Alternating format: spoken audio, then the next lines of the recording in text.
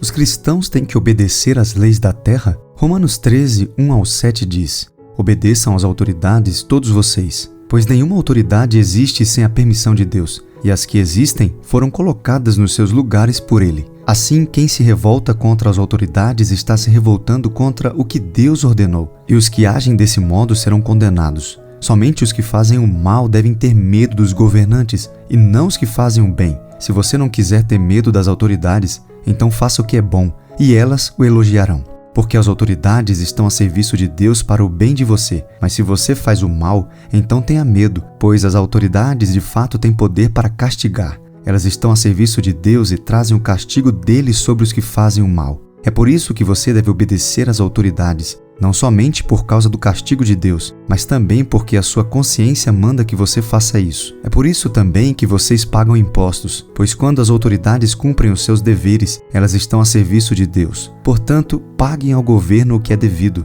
paguem todos os seus impostos e respeitem e honrem todas as autoridades. Essa passagem torna as coisas bem claras. Devemos obedecer ao governo que Deus põe sobre nós. Deus criou o governo para estabelecer a ordem, punir o mal e promover a justiça. Devemos obedecer ao governo em tudo, pagando impostos, seguindo as regras, demonstrando respeito. Se não fizermos, estaremos no fim das contas demonstrando desrespeito contra Deus, pois foi Ele quem pôs o governo sobre nós. Quando o apóstolo Paulo escreveu Romanos 13, ele estava sob o governo de Roma, durante o reinado de Nero, talvez o mais maligno de todos os imperadores romanos. Paulo, mesmo assim, reconhecia a autoridade do governo sobre ele. Há alguma ocasião em que não devemos obedecer às leis da terra? A resposta para essa pergunta pode ser encontrada em Atos 5, 27-29.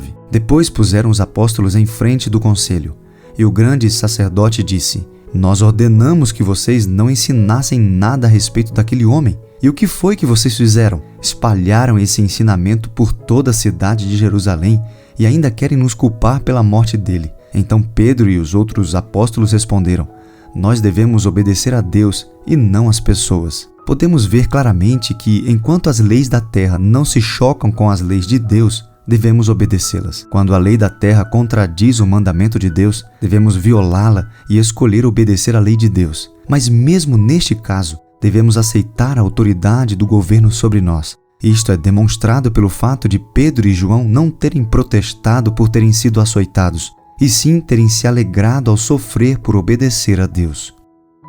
Em nosso site você encontrará muitas outras perguntas. Se esta resposta lhe ajudou, se inscreva em nosso canal e fique por dentro de todo o nosso conteúdo.